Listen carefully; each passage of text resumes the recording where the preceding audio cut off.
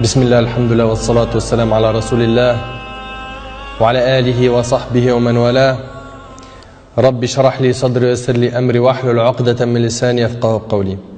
Et j'ai envie de vous raconter une super belle histoire qui a été racontée par un de nos savants contemporains.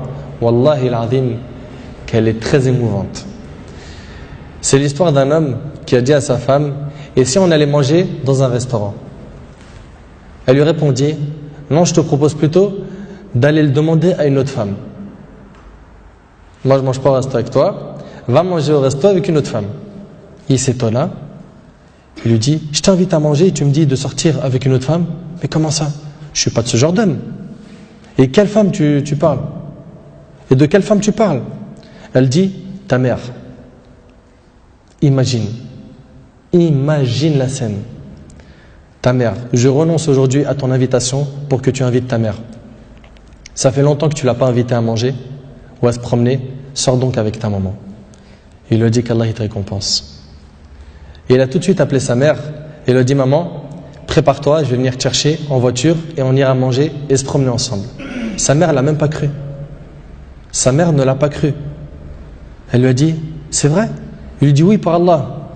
Viens aujourd'hui, on va manger ensemble. Entre nous, billah alaykum. Qui d'entre vous parmi les frères mariés a déjà fait ça avec sa mère? Et effectivement, ils allèrent ensemble au restaurant. Et la mère s'est remplie d'amour, de joie et de bonheur. Pour elle, c'était un beau rêve. Peu lui importe la nourriture ou l'endroit où elle était, c'est-à-dire même manger par terre ou sur le trottoir ou dans la rue, le plus important c'est qu'elle était avec son fils et que son fils était bienfaisant envers elle. Et qu'il ne l'a pas oublié, qu'il ne l'a pas négligé en s'occupant de sa femme et de ses enfants, et elle passa un jour avec lui qui était l'un des meilleurs jours de sa vie. Elle lui dit au retour, l'homme dit à sa mère au retour: maman, t'es contente? La sortie t'a plu? Elle dit: oui, wallahi, c'était mashallah. Elle dit: oui, qu'Allah te récompense. Il répondit: Inch'Allah, je le referai. Elle dit: non, Inch'Allah, la prochaine fois, l'invitation viendra de moi. Il lui dit: Inch'Allah.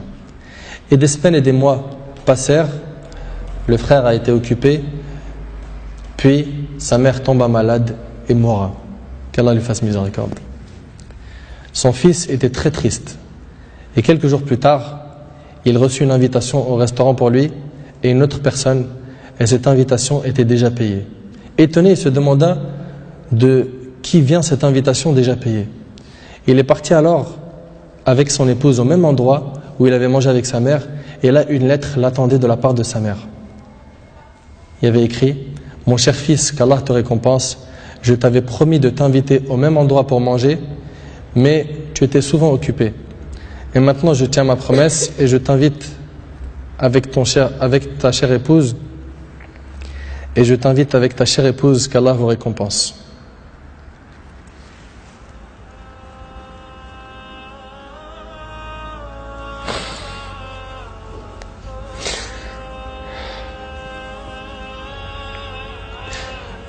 Wallahi mes frères, la valeur de la mère elle est très sacrée.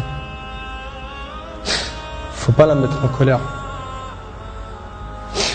Cette histoire d'amour entre cette épouse et sa belle-mère est magnifique.